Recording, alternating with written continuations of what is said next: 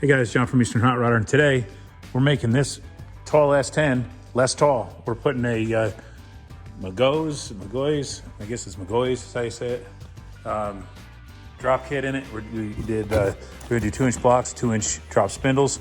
I like these kits. I've used them before. They're made in USA, so it's a really good product. Actually, I got a set of drop spindles we're gonna be putting in our 62 wagon right after we do this one. But this is gonna get a 2-inch drop kit all around.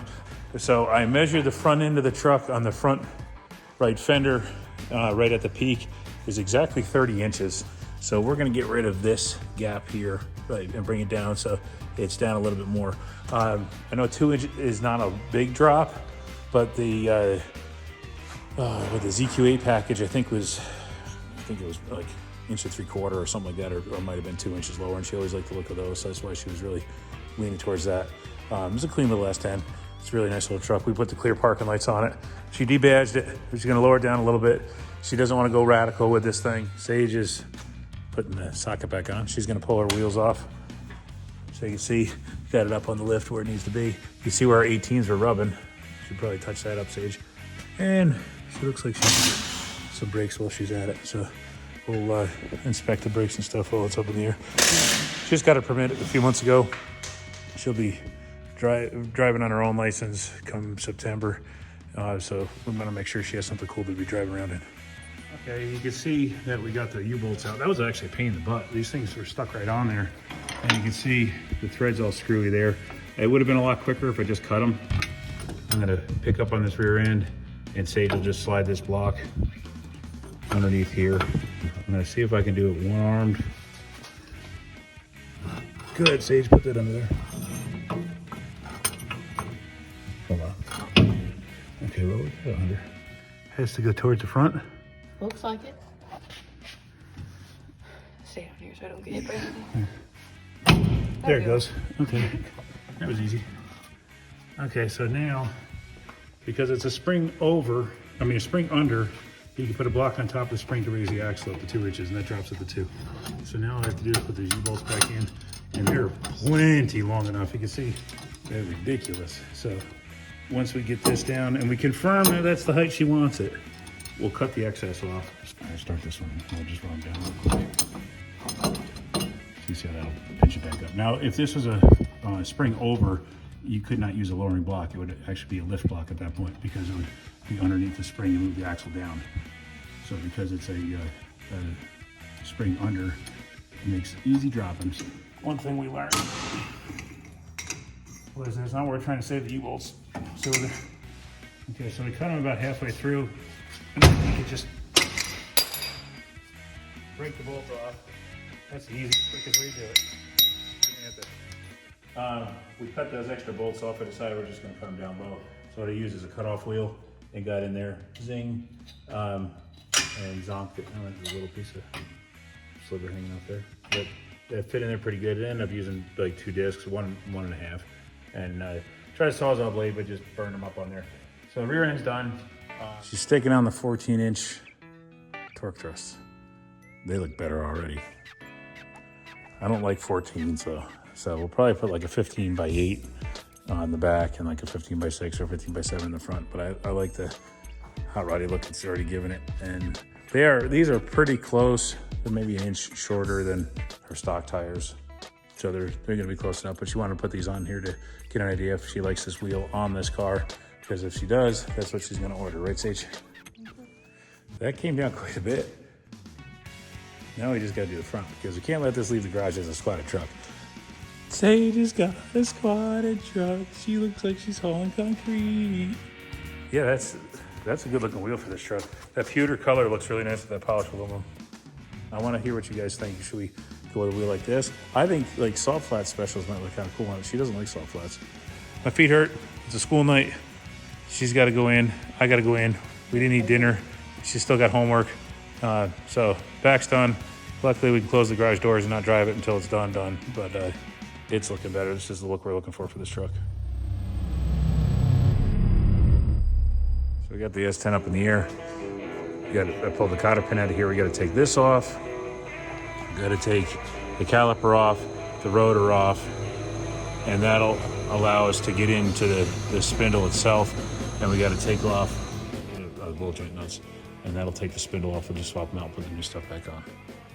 And I'm not gonna take it all the way off because this whole thing's under spring pressure, so we don't want to take that all the way off. I'm just gonna make it so the nut is flush with the top of the bolt, so it has a little bit of space there. And I'm gonna do the same thing with this one. The bottom one is a 15/16. The top one is a 7/8. I'm gonna loosen this nut up. If you go around to the other side, you can see how I loosen them up.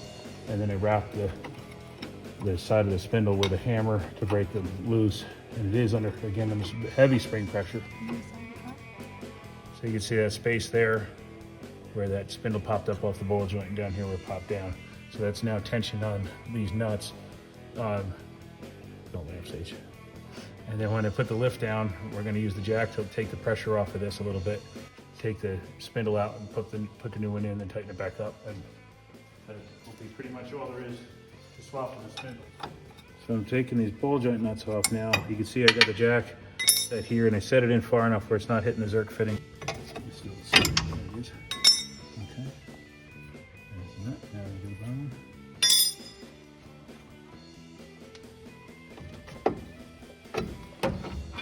There's the stalker.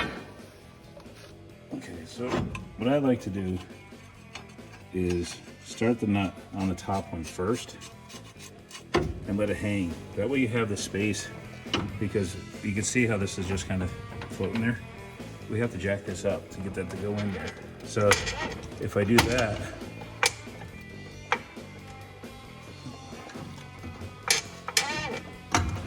then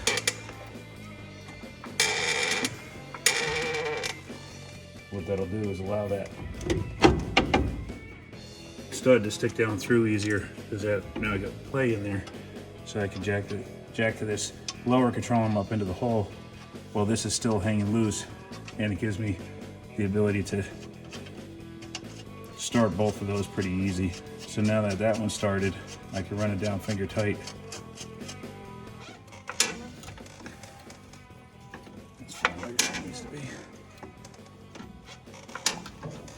Okay, let's go as tight as I can get it by fingers, because there's a burr on there. So what we're gonna do now is finish the job. And once these are tight, we'll throw the cotter pins in just like we did the other side. There's a wedge fit in these. Bottom one. See, it's nice and tucked up there.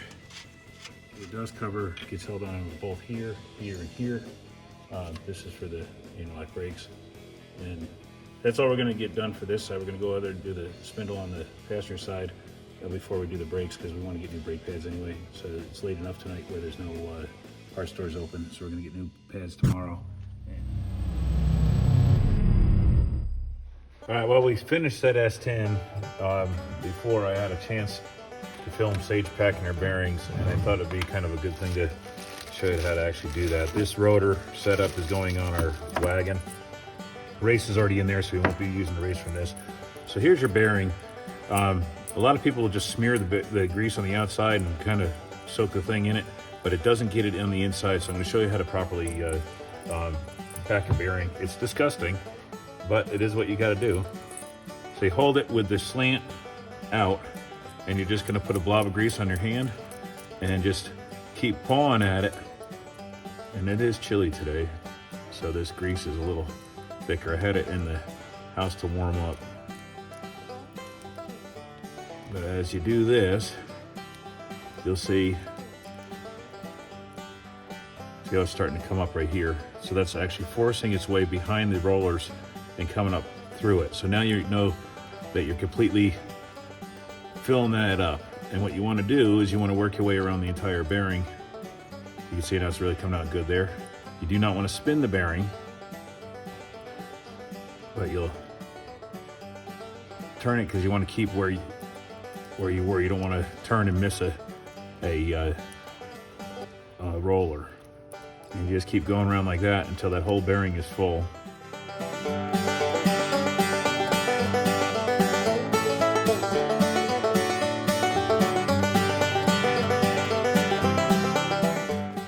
So there, that bearing's all done on there, all the way through, all the way around. Take a big old blob, put it in the rotor. Make sure you get it on the race. Take a little bit more, put it on the outside like this. And drop it right in there. So now that's very well greased. We know that's gonna keep that bearing protected for a long time when we install that on a spindle. Keep your grease covered too when you're done with it. It keeps the dust out of it, keeps it free of contaminants. And then we got the seal's gonna pop in here. And if you don't have a seal driver, you can use a nice piece of wood. I've used wood quite a bit on these things when I don't have a seal driver, and it distributes the weight around so you're not peening the seal and beating the crap out of the seal. You want to make sure that one stays pretty good.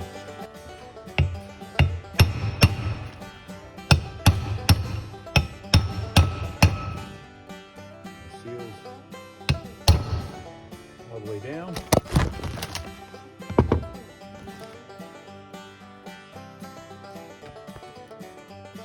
How about that? So apparently this stand is getting weak and can't stand the beating of a seal. Got a nice clean install there. Plenty of grease that'll protect the spindle. So that's how you pack bearings. That's how you put the seals in. Sorry we didn't do that on the initial video of the S-10, but hopefully this part in the video covers it for you. Works the same. But we packed the bearings full of grease. Got new rotors because when we were looking at them the other day, they had hot spots and stuff on them. And replacing the tie rods. So I did the inners and outers from Moog. They're American made, so that's what I went with them. So they're good. This one I already did. This guy, I can't get that weaseled out of there with the way the suspension is right now. So I'm gonna have to turn the wheel. I got this side on. I got to tighten up the bearings. You want to tighten those up to seat them, and then once they're snug, back them off until you get to the hole to put the cotter pin in, because you don't want to lock them down and crush the bearing itself, but you do want to make sure you seat everything. So snug them up and take the spin out of it, and as soon as it's gone, back it up to the next flat so you can have movement again, and then you can stick the cotter pin in. Oh, how's it going, Muncie? Hey, Holly. So there's Muncie, there goes Muncie, and Holly. So this will be a nice little upgrade. Not only are we lowering the truck, but it's going to have nice new front suspension components, some of it anyway. The inner and outer. Yeah, we're going to do that. So we will have to get an alignment on this for sure. They recommend you do after you put the drop spindles in. Get rid of these crappy brake pads. You can see they still had some life in them, but they were getting crap. So we got Power Stop Evolution clean ride suspension or brake pads. What I really like about these is they have their ceramic brake pad, and they leave virtually no brake dust. So I've used them on a few cars. We got them on the back of Liberty's Corvette. I put them on my Tahoe. I had them on my Suburban. They're going on this. And then we got a box of stuff over here that we're going to be putting on our wagon, and they're all Power Stop too. They're calipers and everything. I'm going to take this nut. See how it got tight? And now we can back it off. And it turns free again. So just now what we'll do is back it off. Let's see where the hole is on this one. Should be.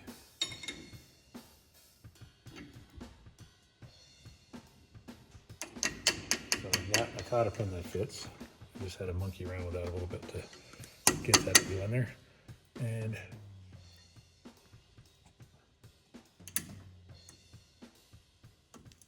I'm gonna take this cotter pin and I'm gonna bend it around.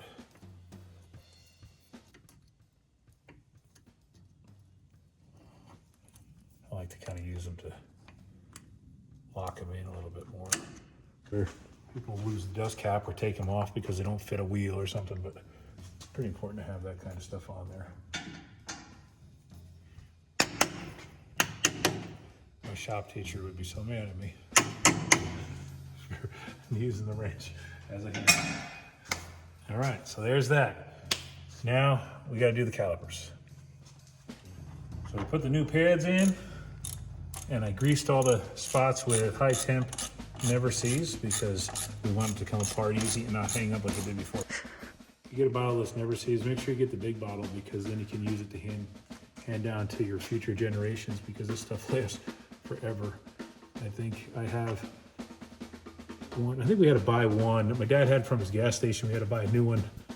And then I bought this one to have at my house, and it's been years.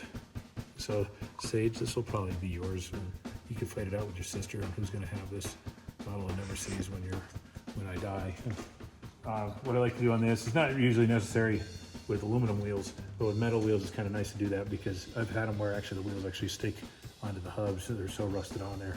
So it's just, you know, some people say, you don't have to do that. Well, you don't have to, but it's a nice thing to do. And even if you're not the one that has to go back in and service this, the next guy's gonna be happy you did that. So calipers are on, they're all snugged up. These are on, all set to go. All we have left to do is change out the tie rod. So these are like 90 degrees out. This is what we're taking off, and we're putting this new one on. So what we want to do is clone this, measurements, bolt location, and everything. I want it to be exactly the same as what we're taking off. That'll get us right in the ballpark as far as the alignment goes. So this is, so we're right where we need to be. We want to check to make sure that we're sitting the same way. Our stuff is, our lockdown things are clocked correctly and the same. So now,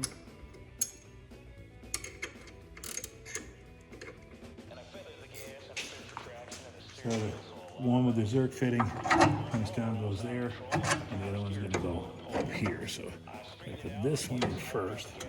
A little bit of a tight squeeze there. This is nice because the kit we got, the parts comes with Newcastle nuts and cotter pins too. So there's that.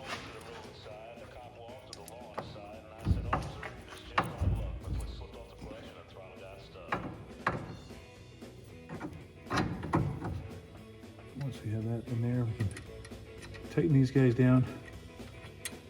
And the castle on the castle nut, encapsulation, you want that to point to the outside, of course. And snug that up until it's nice and tight, and then we're gonna put some grease in it. All right, so there's that. Now we just gotta grease it quick. And then throw the wheels on this sucker, and we'll be ready to rumble. There we go, boots inflating. Start to come out a little bit.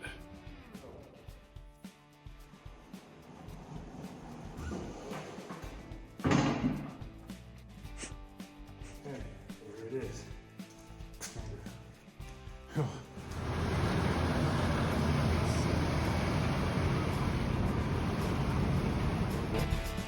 Overall, that looks really good.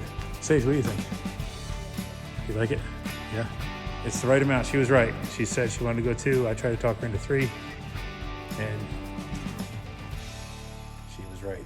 Gotta admit it. Got it out and on the ground where you can actually see it real good, and you can see that that made a huge difference in the attitude of the truck. Wheels and stance are, I think, the most important thing on a vehicle to get the right look. These are just 14s. They work on the truck. We might end up leaving them. But I'd like to see her go with like a 15x8 in the back and a 15x6 in the front for a little more of a hot rod look. But this is a good look, and then also a little taller tire in the back. Kind of gave it a little tire rate because the car is just about dead level right now. We put the clear corners on, took the emblems off, and really that's like, what do you think? Like, is this what the look you were going for? Yeah, it is. Yeah. Anything else you want to do to the truck? Maybe wheels, I guess. Like, I like this style, but a bigger wheel in the back. Other than that, that's pretty much it. There's really nothing else to do with this car. As far as looks wise? Yeah. I'd kind of like to see the lower half of the bumper go from black to body color. And this pewter, when it's in the sun, really has a kind of a neat look, the pearl look to it. Yeah, it's a nice little truck. What was your favorite thing you've done to it so far?